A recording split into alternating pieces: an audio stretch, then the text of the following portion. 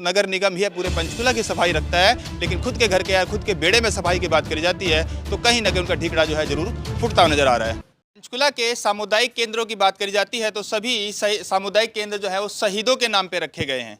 अब शहीदों के नाम पर रखकर कहीं ना कहीं प्रशासन की तरफ से या सरकार की तरफ से ये संदेश दिया जाता है कि शहीदों को कहीं ना कहीं मान सम्मान दिया जा रहा है। और मैं इस टाइम खड़ा हूँ सेक्टर 4 के नगर निगम का जो ऑफिस है, यानी कि कम्युनिटी सेंटर जो है उसको नगर निगम के ऑफिस में यहाँ पर पहुँचा था। और फिलहाल बता दूँ कि एक टैक्स के मामले को लेकर यहाँ पहुँचे थे कि पंचकुला में कुल कितने डिफॉल्टर हैं जो टैक्स नहीं भर रहे हैं, क्योंकि छोटे जो कहते हैं ना मगरमच्छ को छोड़ दिया जाता है और छोटे टैक्स वाले लोग हैं उनके ऊपर कहीं ना कहीं चाबुक जो है ज़बरदस्त तरीके से चलता है। लेकिन टैक्स की खबर है या टैक्स की जो बात है वो हम बातें बात करेंगे, जो डिफॉल्टरों का मामला है वो हम बातें बात करेंगे। उससे पहले बता दें, जैसे कि मैंने आपको पहले ही बताया कि मैं इस टाइम शहीद मदन लाल ढींगड़ा सामुदायिक केंद्र सेक्टर 4 पंचकुला में जो कि नगर निगम का ऑफिस है, और यहाँ पर मैं पहुँचा हूँ जो कि टैक्स के रिलेटेड मैंने बताया आपको कि खबर करने आए थे।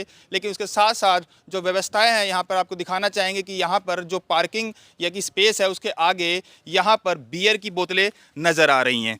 देखिएगा, ये बियर जो है बियर की बोतलें नज़र आ रही हैं, और ये देखिए बियर की बोतलें नज़र आ रही हैं। अब ये देखिए किंगफिशर की बोतलें नज़र आ रही हैं, बियर की बोतलें नज़र आ रही हैं। साथ साथ मैं दारू की बोतल भी दिखा दूंगा, जो कि यहाँ पर दारू की बोतलें भी नज़र आ रही हैं। अब तस्वीरें देखिए यहाँ की स्थितियाँ हैं, और साथ साथ सामुदायिक केंद्र सेक्टर 4 पंचकुला जो नगर निगम का ऑफिस है। और ये नगर निगम वही ऑफिस है जो पूरे पंचकुला की साफ़ सफाई का जिम्मा उठाता है, यानी कि आप पूरे पंचकुला की साफ़ सफाई का जिम्मा नगर निगम के पास है। लेकिन सामुदायिक केंद्र का नाम तो दे दिया शहीदों के नाम पर, लेकिन साफ़ सफाई की व्यवस्था की बात करी जाती है तो कहीं ना कहीं उनका ढिकड़ा जो है वो जरूर फूटता हुआ नजर आ रहा है। सबसे बड़ी बात, नगर निगम पंचकुला जो लगातार साफ सफाई की जो बातें करता है, लेकिन कम से कम अपने ही बेड़े में साफ सफाई की व्यवस्था की बात करी जाती है तो शराब की बोतलें नजर आती हैं।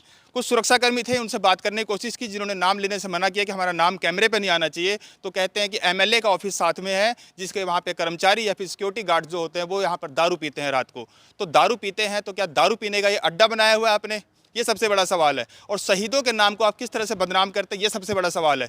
नगर निगम के बड़े अधिकारी जो है इसके ऊपर क्या कुछ कहेंगे, उनसे ही बातचीत की जाए, क्योंकि जिस तरह से व्यवस्थाएं यहाँ पर साफ सफाई की और देख रेख की बात करी जाती है तो गंदगी का आलम जो है इस सेक्टर 4 के सामुदायिक केंद्र में नजर आ रहा है।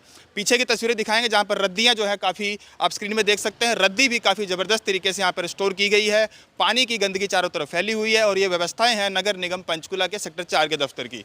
नगर निगम के कमिश्नर इसके बारे में क्या कुछ कहते हैं, क्योंकि उनसे ही बात की जाएगी कि आपके जो कम्युनिटी सेंटर है या फिर नगर निगम के ऑफिस है या कम्युनिटी सेंटर को अगर आप किसी शहीदों के नाम पे उसको आप कन्वर्ट कर देते हैं तो क्या उनका मान सम्मान खाली नाम से बढ़ जाता है? ये सबसे बड़ा सवाल है। साफ सफाई की व्यवस्था की बात करी जाती है तो नगर निगम ही पूरे पंचकुला की सफाई रखता है, लेकिन खुद के घर के या खुद के बेड़े में सफाई की बात करी जाती है तो कहीं ना कहीं उनका ढिकड़ा जो है जरूर फुटता हुआ नजर आ रहा है। जो कुर्सियां हैं आप देख सकते हैं, इस कुर्सियों का आलम क्या है, जहां पर यहाँ पर नागरिक सुविधा केंद्र है। आप देखिए सेक्टर 4 का नागरिक सुविधा केंद्र, और सुविधा जो है नागरिकों को क्या दी जा रही है। जब उनके बैठने की व्यवस्था जो है वो सही नहीं होगी तो सुविधा आप क्या देंगे?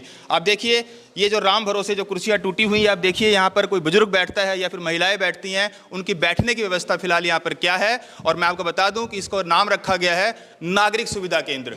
अब समझिए नागरिक सुविधा केंद्र है, और साथ साथ दिखाएंगे यहाँ पर इंटरटेनमेंट के लिए टीवी लगा रखा है या किस लिए ये पता नहीं है। लेकिन हाँ, कुछ देर पहले जो ये टोकन काउंटर जो है ये चल रहा था, मैं ये नहीं कहूँगा फिलहाल बंद है, क्योंकि लिखा हुआ 3:30 बजे बंद कर दिया जाता है।